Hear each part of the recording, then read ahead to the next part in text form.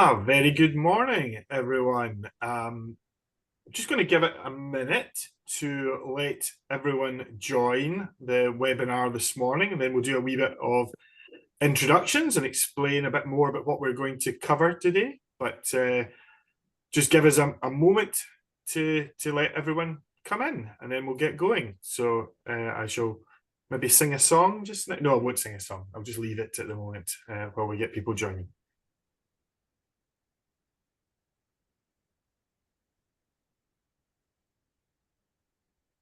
Lovely awkward silence for another 25, 30 seconds or so.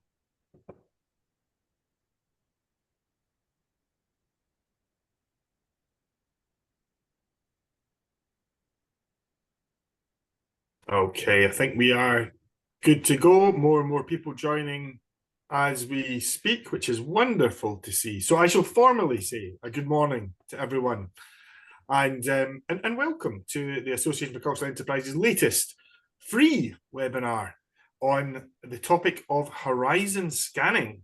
I'm genuinely delighted that we've got so many of you joining us today, giving us your precious time for what I know is going to be a fascinating presentation and discussion that we're going to have. For those of you who don't know me, and I'm conscious there may be some of you, I'm Gordon Morrison. I'm the Chief Executive at the Association.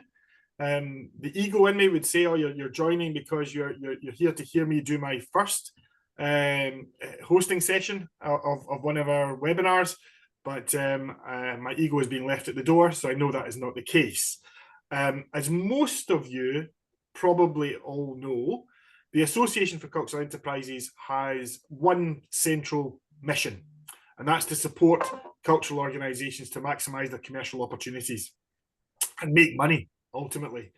And the vast majority of our events, our webinars, our masterclasses, and the other content that we put out very much focus on topics that are clearly and unequivocally commercial, whether that be how to improve your retail offering, how to make the most of your catering, how to devise a killer venue hire strategy, whatever it might be. This webinar is slightly different, and that's why I'm particularly pleased that so many of you are actually with us today. This topic isn't as simple as saying, oh, well, we're here today to teach you how to increase your secondary spend, for example, at your venue. The topic of horizon scanning is not one that we've covered before, and I would imagine for many of you, it's a new one for you to explore as well. So why are we doing it? And how does it fit into our core mission? Well, I'm going to hand over to our esteemed hosts in a few minutes who I'll introduce you to. And they're going to explain in a bit more detail what horizon scanning is, and indeed what it isn't. But whilst many of us may not have heard of horizon scanning before in a cultural context, and or haven't used horizon scanning in our day-to-day life and our workplaces, as individuals who are working in or are connected to the cultural sector, and especially as individuals with a commercial remit in the cultural sector, we are all very familiar with identifying and mitigating risks, for example. And oh my goodness, there are plenty of risks that we are facing in the sector just now. We are all aware of that. And also, certainly since the pandemic, we are equally familiar with the concept of looking for opportunity and ways to adapt and ways to diversify, to improve our offering and improve our bottom line. And ultimately, that's what horizon scanning is about. The techniques that are going to be shared and discussed in today's webinar are going to support you as you seek to identify and manage risk and opportunity in your own organisations. Now, none of us can sit here and say that we know what the future holds. But the one constant in our sector is that we're constantly changing. So we've got to do our best to anticipate what changes might be coming and prepare as best we can to mitigate the risks that these changes might bring, and indeed take advantage of what these changes might be. So I firmly believe that this topic of horizon scanning is highly relevant for us as a sector. but I'm not the expert in it. So who can we actually help to wrap our heads around it and understand how we can implement this into our working lives? Well, I'm pleased to say that I dusted down the association's crystal ball. I obviously sacrificed a local goat as well this morning. And I'm really pleased that I'm going to be able to introduce you to what I would describe as the Nostradamus and Mystic Meg of the world of horizon scanning. You can pick whichever one of those you think is appropriate. And it's Andy Smith and Tony Gradwell. Now, both of these esteemed gentlemen have extensive knowledge of horizon scanning and foresighting, most notably through their work with HMRC, where they spent many years as senior advisors for what might sound like the somewhat dystopian sounding central government futures team. They are genuine experts, however, on the topic of foresighting, and they have not just developed, they've also practically implemented techniques that can be used by organizations of all sizes as they prepare for any eventuality. So both have extensive experience of working across the public and private sector as well. I think that's important to state too. They fully understand both the challenges and the opportunities facing those of us who have roles that have a commercial focus. So I would say that we are in the safest of hands with these two gentlemen, and I certainly can't foresee any issues ahead, and I'm sure that everyone can see what I've done there with that. But before I hand over to Andy and Tony to take us through the meat of the presentation today, a quick bit of the usual housekeeping that we have to do. So you will already be aware the webinar is being recorded, and I'm delighted to say that webinar is going to be made, the recordings will be made available to you post-event, along with a PDF of the slides from the presentation. So what I would say is, don't worry too much about furiously taking notes today. You can focus on what is being said, and then you can review at your leisure afterwards. And I should also say that closed captioning is enabled to support those with any accessible needs as well. Ultimately, as well, I think it's important to note here that the questions are not just welcomed by Tony and Andy, they are actively being sought, as they are keen that this is an interactive session. They want it to be as interactive as it possibly can be. So if you've got any questions, please submit them using the Q&A function that you can see at the bottom of your screen. And I will put these questions to our hosts on your behalf. Don't be afraid to ask any questions at all, regardless of the simplicity of the question or the complexity of the question. This is a new topic for most of us. And this webinar is very much an introductory one to get you familiar with and comfortable with the concept of horizon scanning. So therefore, please ask any questions that you might need to enhance your understanding at all. We've built in a good 15 to 20 minutes of questions, sorry. So submit as you go along, and we'll endeavour to get all the questions answered before we get to the end of the webinar today. So I'm just looking at my screen, and Tony and Andy, I can see that you are furiously polishing your crystal balls right now in anticipation. So I will pass straight over, I think it's to you, Tony, to introduce us to the far less mystical than it sounds world of horizon scanning. Tony, over to you. Thank you very much indeed, Gordon, for that introduction. And welcome everybody from myself and my colleague Andy Smith. So I'm now going to share my screen, which hopefully will bring this up now. And can someone just confirm? Can we all see it? It is on the screen right now. Okay. I'm just going to minimize some of the videos so we can all see what's going on. Okay, so thank you very much. Next 25 minutes, we're going to explain why horizon scanning and what follows from it is essential in developing this ability, should we say, or capability to identify and anticipate future risks and opportunities, as it says on there in blue. But the key thing about the top there is this comment from Carl Schroeder. Horizon scanning, it's not about predicting the future, it's about minimizing surprises. And I wish I had £1 for every time I've done one of these and somebody says, so you're predicting the future then? Well, no, we're not. And of course, the future doesn't exist yet. There are many potential futures, all depending on the context of your particular organization. And I should say apologies for any of the people on the call at the moment are familiar with horizon scanning concepts, because at the moment we're just going to focus on the why and not particularly on the how to do it. Maybe that's for another time, but the why is really looking in depth at the surprises that can take us when we're least expecting it. And so I'm now going to hand over to Andy, but just saying that we're going to emphasize horizon scanning and the tools got with it are not just for large organizations.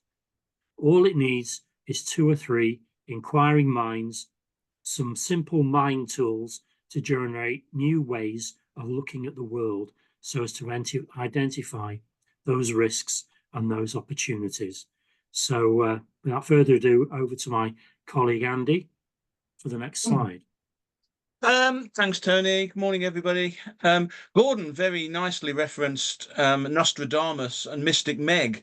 So he's taken a lot of the examples of famous soothsayers or oracles and magicians from the past. We can also throw in Mother Shipton, and if anyone wants to visit Mother Shipton's cave in Knaresborough, well worth having a look at, I have to say. Yeah, we're all part of that noble profession. But what is horizon scanning? Well, in essence, it's a survival mechanism and always has been a survival mechanism in dangerous or uncertain times. In commercial terms, it's trying to see what's coming, trying to understand the world, about giving, in the past, giving you, your tribe or your kingdom, but today your organization, better outcome. So in the turbulent times we're going through, as Tony said, all organizational size and complexities need to understand these undercurrents of change, not just to identify threats, but also to spot opportunities in the offing, obtain an advantage over competitors if you are in that competitive world, or to establish yourself more effectively with your current and hopefully future customers. So in brief, it's about gaining some sort of control, or as much control over the future as we possibly can. And that's why we've already emphasized a lot, and there's a stream running through this. This is not a shortcut to predicting the future. It's about anticipating probable trends, disruptions, or changes that just might happen, and considering how, if they do happen, they will impact upon your business. Before I was in the civil service, I spent over 20 years in retail, working for all of the supermarkets that you've ever heard of, and a lot you probably haven't heard of, mainly in purchasing and marketing. And those of you who've got a retail background will know the saying that a good retailer gives their customer what the customer wants. But the outstanding retailer anticipates trends and behavioral changes to give their customer what they don't know they yet want. And that's what we'll be trying to sort of look at today. Next slide, Tony, please. So what's the problem here? Well, I don't think we need to go into too much details about how fast the world is changing, and events and actions both at home and on the other side of the world can have impacts here for all of us in whatever role we operate in the UK. As we've seen over the last 4 years or so, COVID lockdown, Ukraine war, the infamous Truss mini budget, changes in customer priorities and needs are just examples of a continual whirlpool of change that we have to deal with. And evolving trends and disruptive events will reset the values, the activities, the norms and behaviors, the expectations of your customers. In other words, the customers of yesterday, your customers of today, won't act as they used to do, or necessarily want to be your customers of tomorrow. We live in a world, and we'll try not to throw many acronyms out, but one of the things that we look at is the acronym of VUCA, a world of volatility, uncertainty, complexity, and ambiguity. And this is the world that all of us have to tackle. And it's not just for existing circumstances. Darwinism is alive and well in every industry, so we've also got to look at what other people are doing and how they are reacting to the levels of change that we're experiencing. The tastes and the values of customers, as I say, will evolve due to social change. whether that be sustainability issues, changes in attitudes towards collection, funding, provenance. All of those areas become more important for your visitors and your potential visitors. So what we're going to look at today, next click down, Tony, is really how we are going to look at helping your long-term planning based upon these knowledge of possible future events to help deliver a strong and flexible strategy for your business. Today is about the why. We also have a number of tools, a lot of mindsets that we can share very briefly with today. But today is about the why. It's how you can identify and respond to change and identify new opportunities for your business, and also to ensure that you are as well prepared as possible for whatever the world may throw at us. Tony, over to you. Thank you. Now, we don't know about your business, and that's not our why we're here. We know about how to do things. We don't say put ourselves up as experts. So I'm going to go back to something that everyone can relate to. And we're going to go back to 2007 when the iPhone was introduced. Bear with me, you'll see what we're getting at.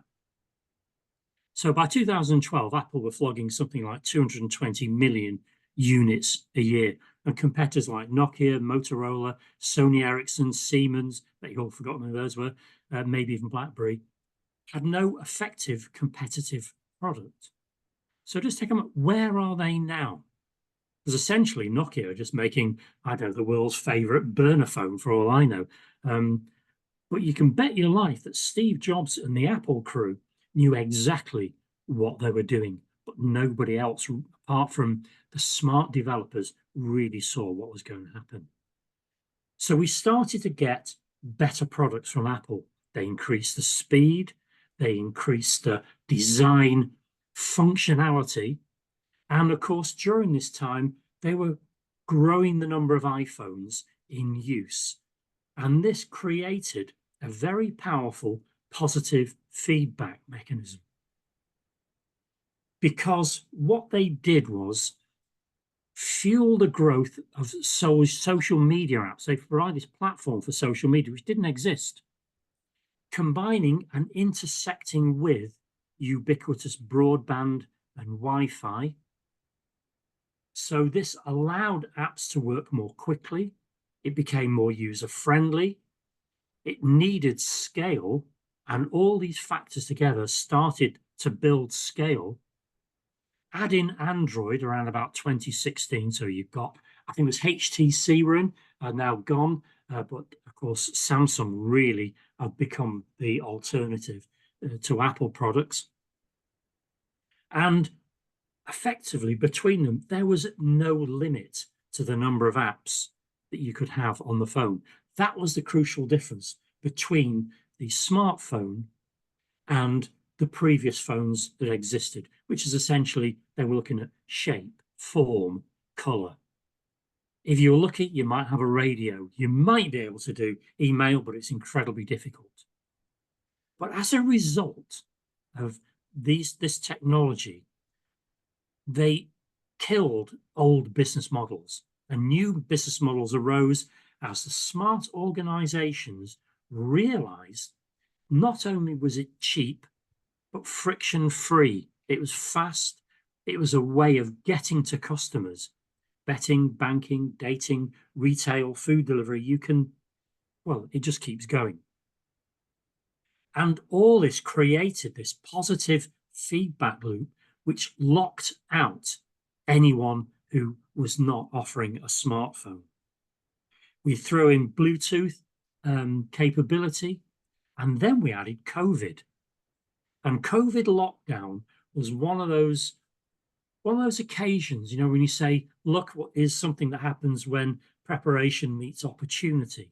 Well, this was an opportunity because suddenly e-retail took off, and it really reinforced and embedded the benefits of this sort of product over the others, and also business models. And that's the key thing, because there were dozens and dozens of types of businesses that were just too late or thought it didn't apply to them. They were special and they didn't need to do this.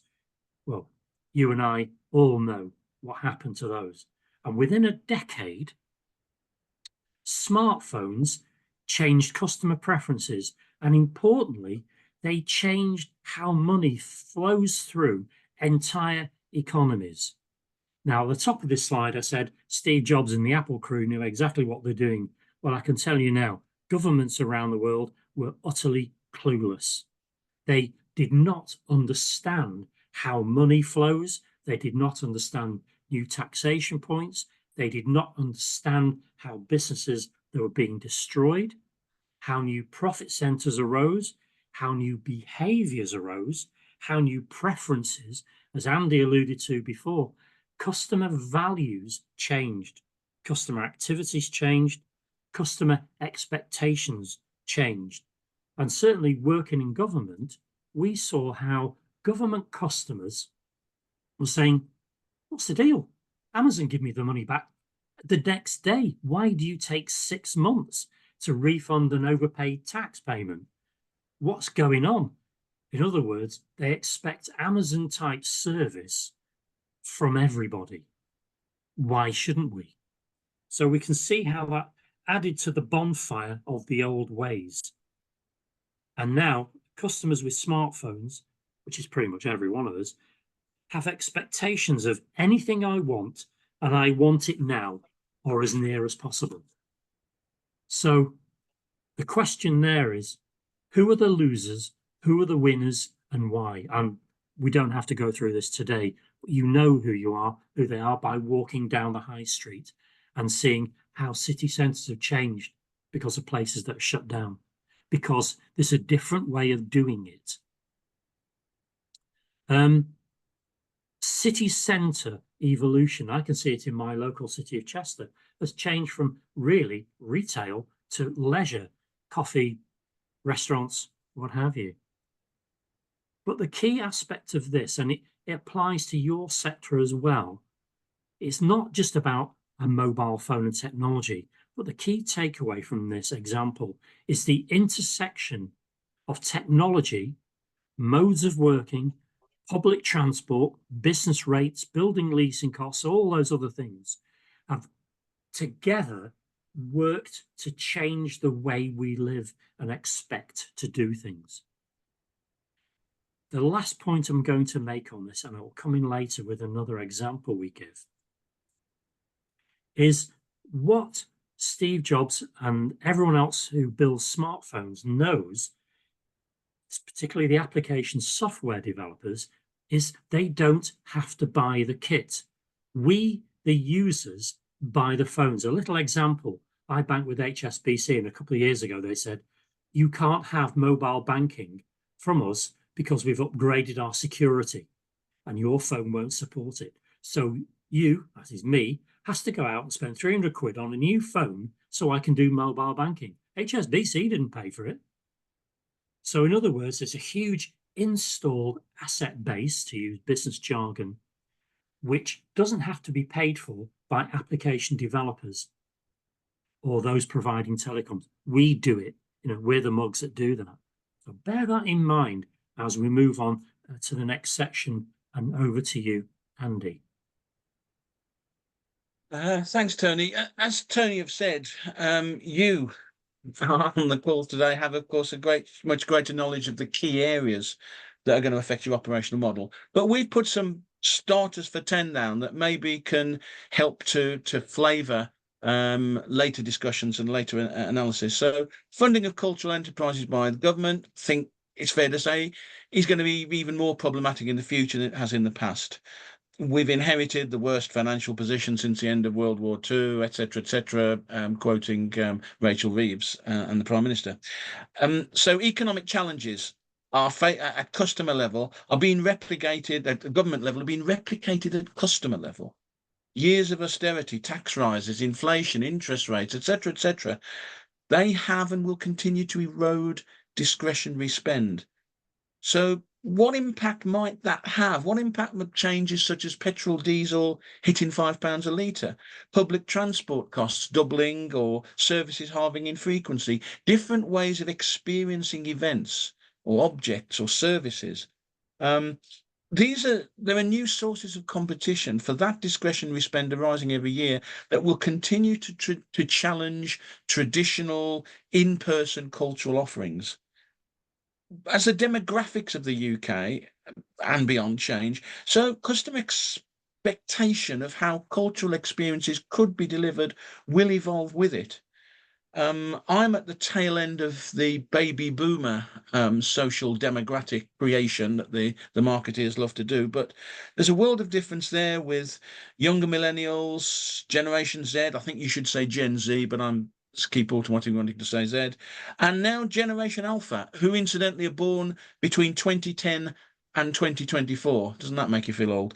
How will their experiences and their requirements and their belief systems and their attitudes impact on the kind of offer that you need to put to those customers? And we can discuss this in some of the Q&A sessions. I want to pass back to Tony at this stage because he's going to talk a little bit about the other example he mentioned about MP3 music compression. You'll see where that's going to lead us. Tony. Yeah, sure. For those of you who remember back in the day, I think it's probably in the early 2000s, and especially the iPod took advantage of. MP3 was a music compression algorithm. It was anathema to hi-fi enthusiasts because you missed out certain key frequencies and so on. But the key point is the convenience of being able to fit thousands of songs onto something the size of a cigarette packet was worth more to the consumer than the loss of fidelity of sound reproduction. So that trade-off, which some people thought, no, it'll never take off, actually proved to hit a market and changed how people value music and its availability. And the same for the camera. As someone who was a semi-pro photographer for 10 or 15 years, the purpose of photographs and showing and sharing has been hijacked by the mobile phone's built-in camera. So the conventional camera, film and then onto digital, has been made almost obsolete. But note, it's the intersection between phone camera technology, ubiquitous Wi-Fi, and social media that creates another positive feedback loop. And conventional cameras are locked out of this loop. That's the second time I've used that expression, locking out your competitors, and consigned cameras to specialist or enthusiastic use. And the ever-increasing capability of phone cameras continues to exclude conventional cameras. So all those high-end cameras of Canon, Nikon, Minolta have gone, Olympus have gone, and so on. They're all really now specialist uses. And I'm going to go on to the next slide. So, well, because the key question is, how do we avoid the next smartphone disruption event relevant to your particular sector? And there are 3 steps you can take to get ahead of the curve of evolving trends and disruptions. I should say, just at the outset, just to distinguish between those 2 terms, the trend, if you like, is what's going on, the underlying trend. So 2019, the underlying trend of office work was around 5% office workers having some form of working from home or remote working ability or permission. March 2020, and something like 100% of office workers, certainly in the UK, were working from home. HMRC had 65,000 people working from home within 10 days because our technology allowed us to do that. And that changed something. That was the disruptor that reinforced and accelerated an already present underlying trend. So in the futures world, we say the future's already here. It's just not that very well distributed at the moment. So continuing, what do we do? Well, essentially, you pay someone to look out of the window for you. In other words, some sort of scanning technique, some scanning structure to help make sense of everything we can see out there. Because the big question is, well, how much is enough? Where is good enough? How much do you need to know? Where do you stop? What subjects do you cover? What's relevant? Sort of relevant, potentially relevant. And this takes time and practice. It may be what some of you are doing already without calling that. So I don't mean to be at all presumptuous on that.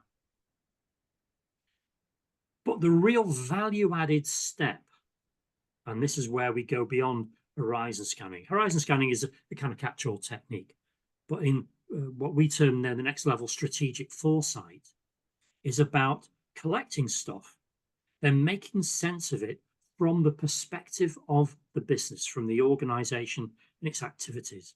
And how we do this, and we haven't got time to do this today, it takes hours to explain it. Some mind tools. They're not difficult, they're just probably new to you.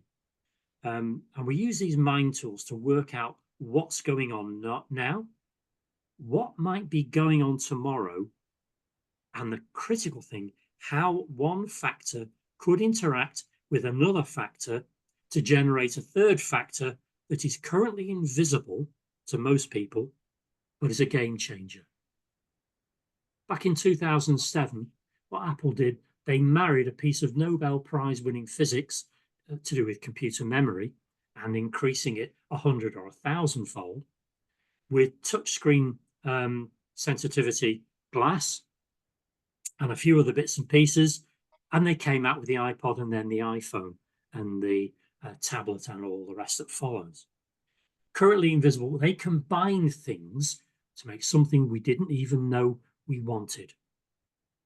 So we're not talking about, again, it's not prediction, but it's about anticipating and opportunity spotting. I'm just going to hand over for a quick burst from our retail specialist, Andy, on how retail is a good example of the confluence of many factors. Well, retail's a good example of everything, in my unbiased opinion, but it's the combination of a series of factors that created a brand new industry. So the technical innovations that underpinned the iPhone phenomenon that Tony's just been talking about coincided with the development of online platform technology as we saw the massive expansion of commercial services on internet platforms. We then saw a social and economic change whereby a lot of us were forced to work at home and to be at home to do our job. So we didn't stop wanting things. In a lot of cases during COVID lockdown, we couldn't actually go out to buy things. We couldn't experience retail as it was traditionally done by entering a fixed location and negotiating spending for particular goods. We had to have them delivered. And so what we then saw is the development of what's now called online retailing, which is a phenomenon that is so much a part of our lives. We don't cast our mind back to 10 years or so, where we still ordered things from catalogues, which had 28-day delivery cycles. And if it didn't fit or you didn't like it or whatever, you then had another 28 days to send it back. And it was all very, very complicated. So what we also saw, a little bit of a warning from retail history, is, as Tony said, walk down the high street now and just consider the names that simply aren't there anymore because they were unable to recognise the changes that they needed to implement to remain ahead of the demand curve created by this combination of technological, socio and economic circumstances. When I started in retail, the biggest name, the name that we all looked at and said they are the ne plus ultra of the industry, was Woolworths.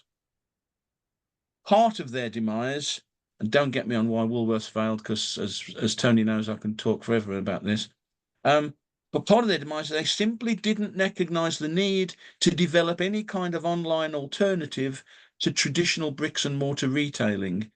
And the current pressures that the historical department stores are under, again, their offer has been superseded by the ability to, via a few clicks, look at every single range of product that any department store could ever operate.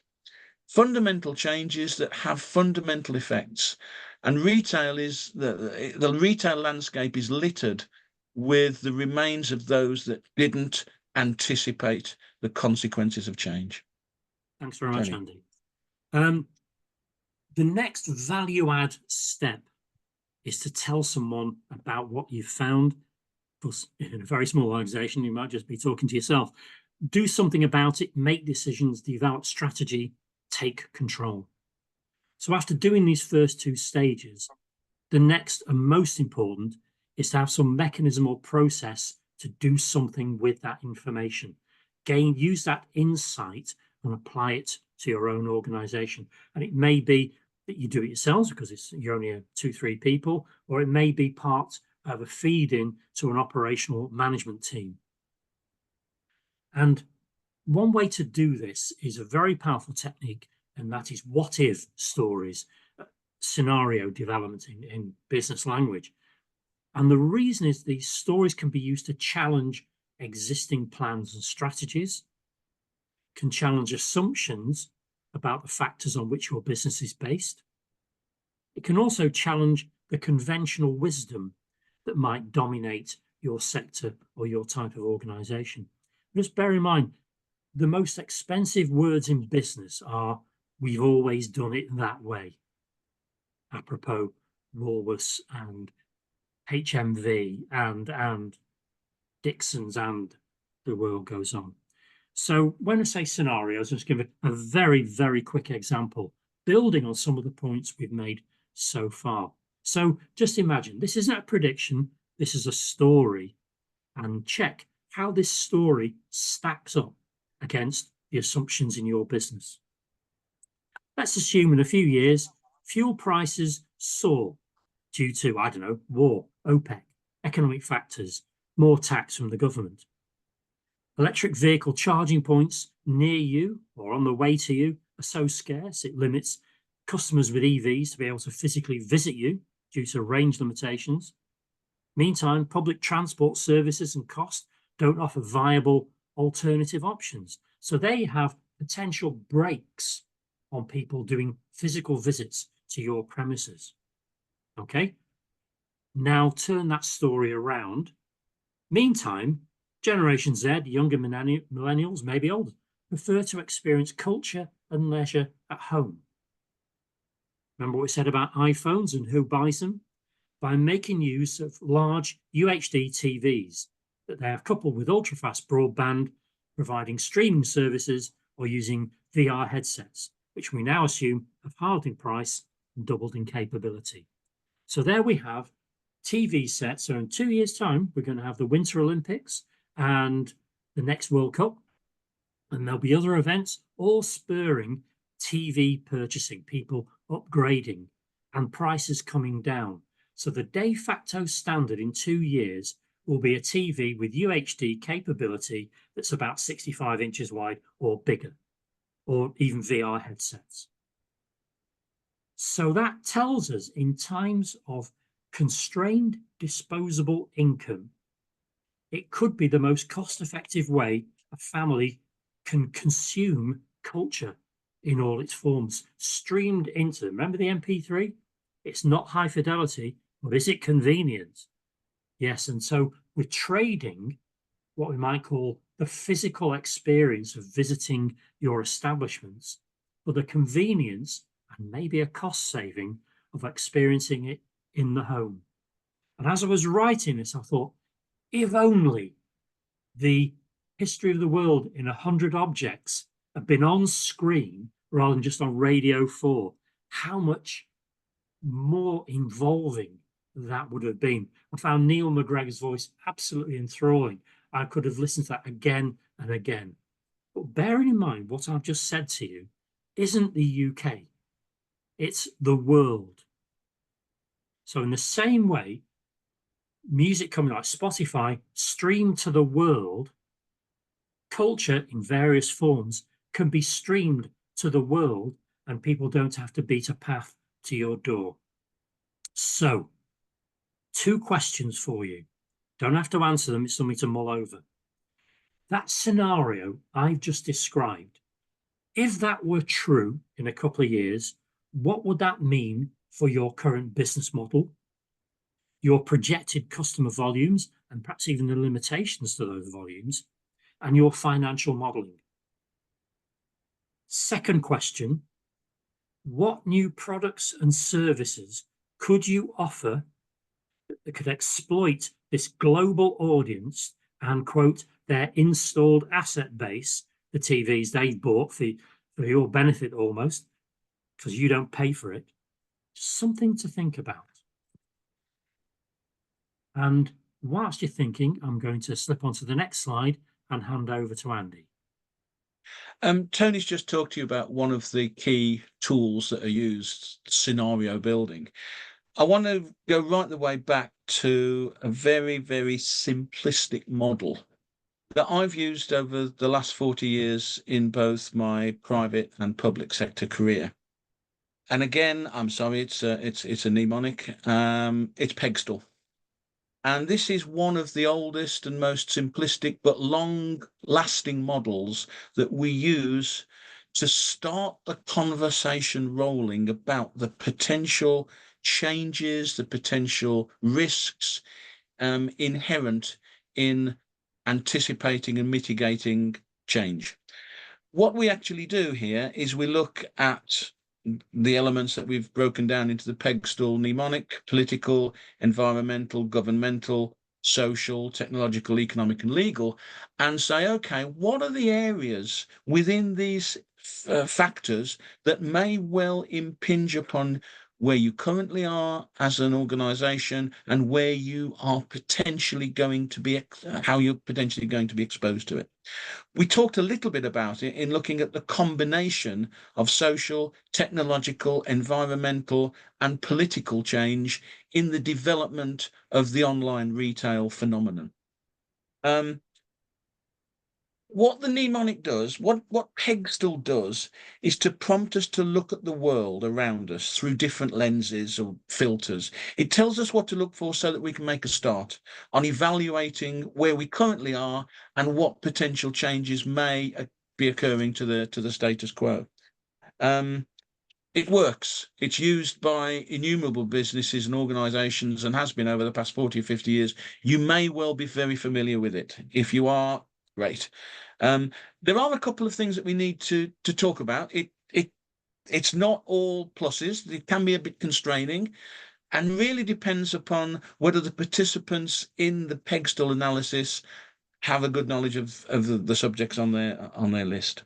It's a great place to start, but it's not the place to stop. And as Tony outlined in the previous slide, it's a kicking off point. It's a starting point. It's gathering information. It's really the looking out of the window bit is the Pegstall is the tool, and will produce a shopping list of factors and giving us a snapshot of an evolving world.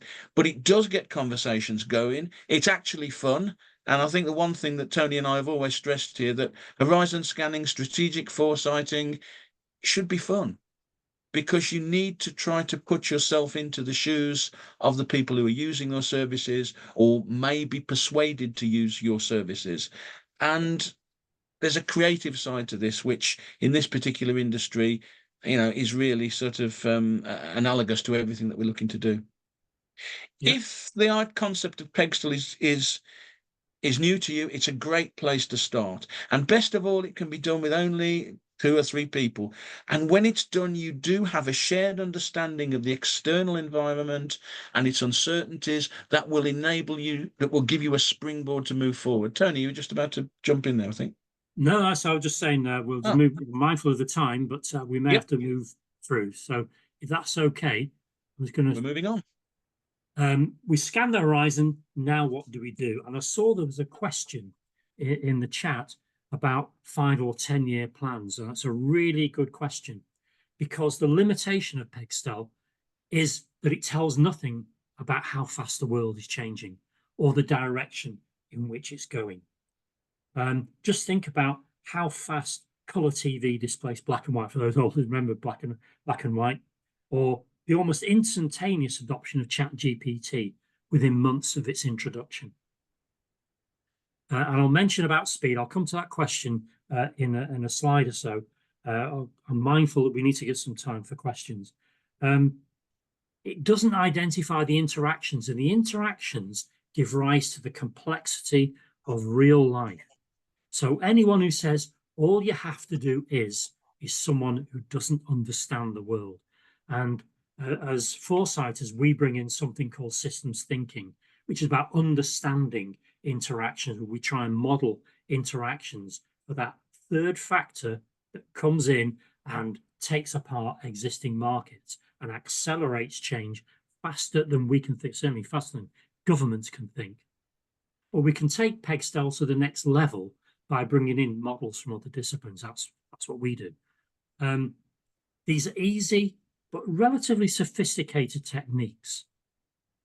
And most importantly of all is to identify the feedback loops, because they're the things that speed up the outside world that we've emphasized 2-3 times now, that reinforce new expectations and preferences, creating the new normal.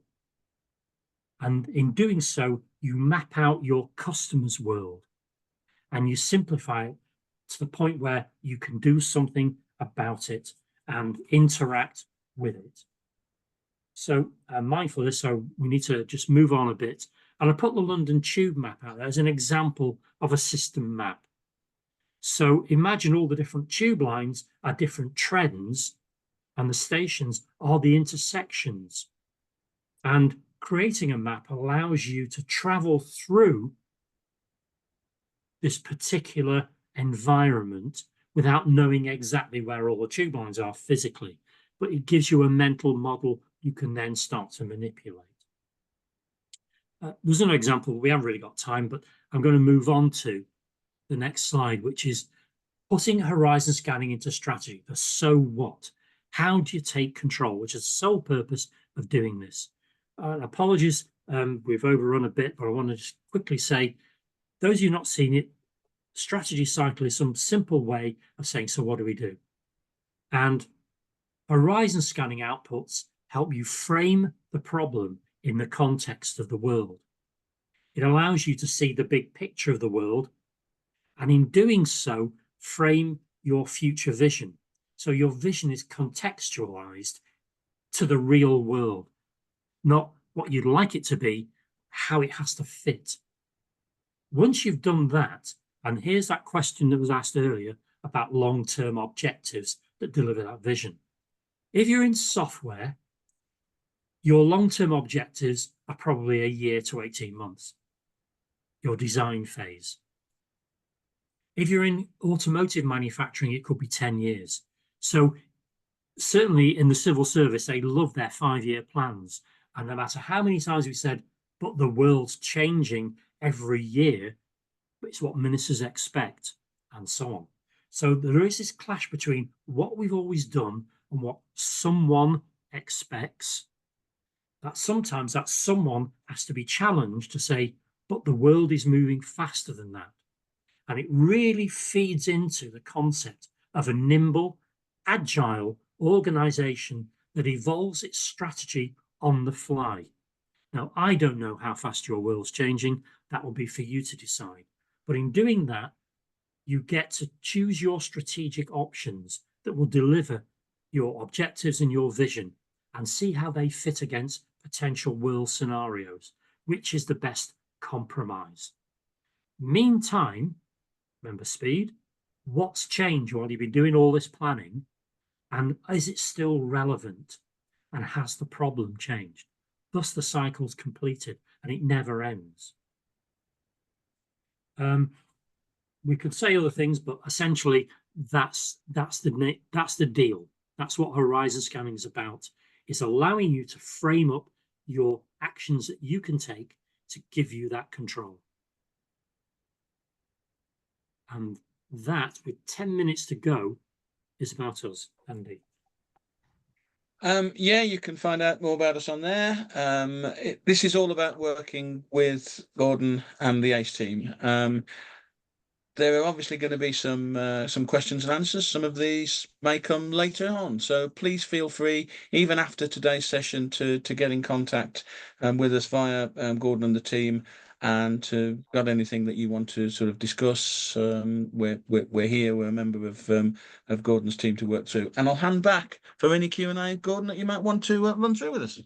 Thank you very much indeed, Andy. Thank you very much indeed, Tony. Genuinely a fascinating presentation for us there, and no need to apologise for overrunning. I think the quality and complexity of what you're speaking about there is important that we spent some time on it. There have been a few questions, and Tony, you've touched upon one of them already, which is great. Certainly from my perspective, I think what I said at the top of the show here is even more reinforced now. We really are scratching the surface at the moment, aren't we? There's so much more we can delve into with this, and that we should be delving into in this going forward. So I'll touch upon that at the very end. But you're looking at the questions that have come in. I'm going to sort of paraphrase a wee bit here, but the obvious one, if I am thinking about the sector overall just now, and I'm out and about meeting with members every single week, the constant challenge that we face is that we are resource light. We have very limited resources. We're always overstretched, always too much to do, and also we have no money. More often than not, we're really struggling on the money front as well. And obviously, that's where we come in to try and help bridge that gap. But the question that was put in the Q&A was, so how do we create the organisational appetite for risk scanning when really day to day we're a hamster on a wheel, and we're running about, we're scrambling all the time. So how do we do it, Andy, Tony, but also how much time should we be putting into horizon scanning, regardless what size of organisation we are? Tony? Yep. I'm going to tell you the biggest cheat is reading the Financial Times. Not for the finance, but because their journalism is exceptional. They are very talented, very knowledgeable people, and they're like a meta search engine.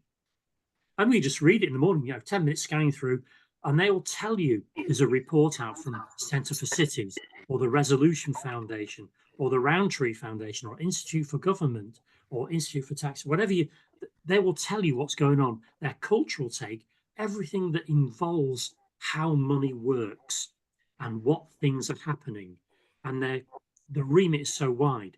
If you can afford the subscription, it's incredible for what you can do. Something as simple as that. We just used to scan the papers, listen to the news, see what's going on, and then we talk about it. Mm-hmm. And it becomes part of what you do. It becomes part of how you see the world. So you listen to the cues on the news or in the heavyweight newspapers, and then you go to the next source. Oh, right, there's a report just come out from, I don't know, some particular foundation, and you go and read that. All right, executive summary, job done. Bring it to the team, 2 or 3 people, say, I've just seen this. What do you think that means for us? So, the war in Ukraine, God, petrol's going to go up. Are people going to come and see us anymore? Or whatever it happens to be. So you create your cultural context, and anything you do will be more than doing nothing. That's the key thing. It never ends. You just have to start, and you get better as you go on. Andy? Yeah, just to pick up the point, I mean, any amount of time is better than no amount, but it's not something that you need to set aside and say, well, I'm going to have a day and lock myself away and do horizon scanning, or 2 days. The successful part of this is just by integrating it with your day-to-day work, what you're looking at, how you're dealing with things. It just becomes a series of questions you ask yourself, say, is anything particularly changing in the way in which it's operated? And in terms of scale, I've worked on horizon scanning and foresighting for some of the smallest companies that I work for. In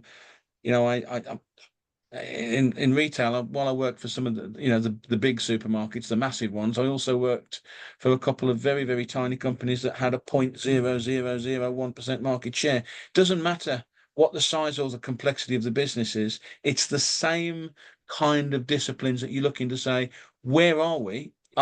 Is what we're doing actually chiming in with what our customers want, or our anticipation of what customers want, through looking at the specific sources of information that, as Tony outlined, are available for everyone. It's not something that you have to say, we're going on a 3 and 5 day away day to go and sit and think about the future. It's something that just is done, and is done as part of your general day-to-day work. That's great. Just to add on to what Andy said, I mean, you say, where do you start? There are models available, and we could show them if you wished at some point. where you understand the drivers of your business. Yeah. And once you understand what drives your business in the widest sense, that's your framework for scanning. You go, oh, right, so I need to look out for this thing, that thing, and the other thing. 4 or 5 big subjects. Now I know what to look for. And then you look for that, and every so often you get together people with different views. It's absolutely essential you have people with different views of the world, and you pool the interpretations of events through those different lenses to get something nobody in the room would have thought of. And it isn't difficult, believe me. The reason we reference Pegstall is because that's a really simplistic model that can be used. Yeah. And it can be done very, very easily. It can be done in the smallest operations. I've done it. And it's a durable system whereby you start to look at the world through the eyes of the potential need for change for your organisation. Yeah. Great stuff. Great. And I'm conscious of time. I should say as well, Tony, you're not a shareholder in the Financial Times. Just make sure that's the case. I suppose I just one final question, because I'm just conscious we are going to run out of time. That cost question, that Andy as well. I mentioned, that cost is always an issue for us. How much does this cost? How much does it cost to do this? Well, slightly turning the answer there, there's an opportunity cost. It's what you don't do whilst you're looking ahead and building this picture of the outside world. The key, as we've said, is to try to make this process part of your everyday work and to integrate it into everything that you think of day to day. And I think Tony mentioned it earlier on, the 7 most expensive words in businesses, we've always done it that way. So it's a case really of... you don't have to lay out huge amounts of cost to do this. There's a lot of it which is common sense, and the people who know most about the business is you and about how your customers are likely to change. This is just an encouragement to sort of look at particular aspects of your role that can help you anticipate change better. Tony, you're going to say something there. Yeah. Well, for example, The Guardian is free, no paywall. All the research establishments I've mentioned are free. So what you do is, and here's the tip, is you find somewhere that's a meta source, good journalism that reports on world issues or UK issues, socio-economic issues, and then you have a short list of research institutes, think tanks, whatever, whose publications are free, and you go and then look at those. And it costs nothing. It just costs a bit of time. But then you say, if I didn't do this, it's that case of, if I train people, they'll leave. Yeah, if you don't train people and they stay, it's even worse. So it's just saying, just set a little bit of time to talk about things, to build a broader view of what's driving your business, and be the awkward squad. Ask the really difficult questions that nobody else wants to answer. It's called red teaming, where you stand in the customer's shoes and say, I'm not coming to your place because. And just one very quick and tiny example of me doing that was when I was in food retail buying for particular supermarkets. We used to look at holiday programs. We used to read the magazines and find out where people were going, what they were doing, what the most popular restaurants were. This new place has opened up in this particular area. And that's where we picked up trends for changes in tastes and what people were looking for. Great. We're essentially out of time, I'm afraid now, gents. But thank you so much for both the great presentation and your insights following the presentation. As I say, for me, this feels like webinar number 1. There's so much more that we can cover with the topic, especially I think as we delve more into the technical and practical aspects of this, looking at it through the lens of a cultural organisation as well. So for everyone on the call just now, we're on the webinar just now, we are going to be sending you feedback forms to each of you. And as part of this, we want to really establish what, if anything, that you want to see next on this topic. We're really fortunate that we've got access to Andy and Tony. We really are lucky that we've got them.